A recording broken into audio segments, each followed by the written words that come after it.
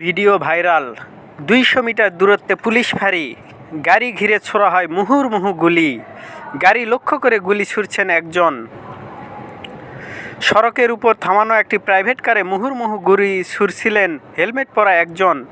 প্রথমে গুলি ছোড়া হয় গাড়ির বনেট ও চাকায়, এরপর গুলি ছোড়া হয় গাড়িতে থাকা ব্যক্তিকে লক্ষ্য করে।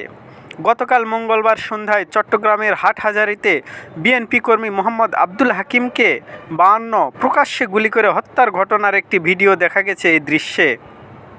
ঘটনার পর ভিডিওটি সামাজিক যোগাযোগ মাধ্যমে ছড়িয়ে পড়ে।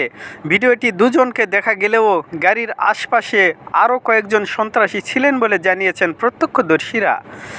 হত্যার ঘটনাটি ঘটেছে হাটহাজারীর মদুনাঘাট বাজারের পানি শোধনাগার কেন্দ্রের মূল ফটকের সামনে। সেখান থেকে প্রায় ২০০ মিটার দূরেই রয়েছে একটি পুলিশ ফাঁড়ি। ৯ সেকেন্ডের ভিডিওটি দেখা যায় সাদা রঙের প্রাইভেট কারটি পানি শোধনাগারের সামনে দাঁড়ানো। ভিডিওটি অন্তত ৫টি গুলির শব্দ শোনা যায়। গুলি করা ব্যক্তির পাশে হেলমেট পরা আরেকজনকেও দেখা যায় ভিডিওতে, তবে তার গতিবিধি স্পষ্ট নয়। আব্দুল হাকিম, তার ছবি ফেসবুক থেকে নেওয়া। নিহত আব্দুল হাকিম রাউজানের বাগওয়ান ইউনিয়নের পাঁচখাইন গ্রামের বাসিন্দা।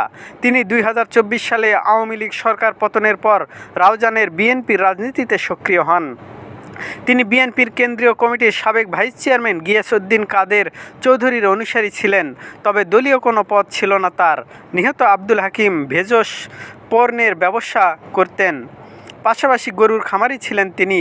এছাড়া ১ বছর ধরে কর্ণফুলী নদী থেকে বালু উত্তোলনের ব্যবসাও করছিলেন। হাটহাজারীর মদুনাঘাট পুলিশ তদন্ত কেন্দ্রের এক কর্মকর্তা নাম প্রকাশ না করার শর্তে বলেন, খুনিরা ৪টি মোটরসাইকেলে আসেন। ৪-৫ মিনিটের কম সময়ের মধ্যে ঘটনাটি ঘটে। কয়েক মিনিটে সন্ত্রাসী ১০ থেকে ১২টি গুলি করেছেন। এরপর তারা রাউজানের দিকে পালিয়ে গেছেন। পুলিশ গুলির ঘটনার ১০ মিনিট পরে ঘটনাস্থলে পৌঁছান। চট্টগ্রামের অতিরিক্ত police super Hathazari circle Tarek Aziz বলেন, ঘটনার সময় মদুনাঘাট তদন্ত কেন্দ্রের টহল পুলিশ সদস্যরা নজুমিয়া ঘাটে ছিলেন। খবর পাওয়ার সঙ্গে সঙ্গে পুলিশ ঘটনাস্থলের দিকে রওনা হয়, কিন্তু গুলির শব্দের কারণে ঘটনাস্থলের আশপাশের সড়কে যানজট ছিল। তাছাড়া গুলি করে কয়েক সেকেন্ডের মধ্যেই সন্ত্রাসীরা পালিয়ে গেছেন, যে কারণে পুলিশ দ্রুত ঘটনাস্থলে গেলেও আসামিদের ধরতে পারেনি।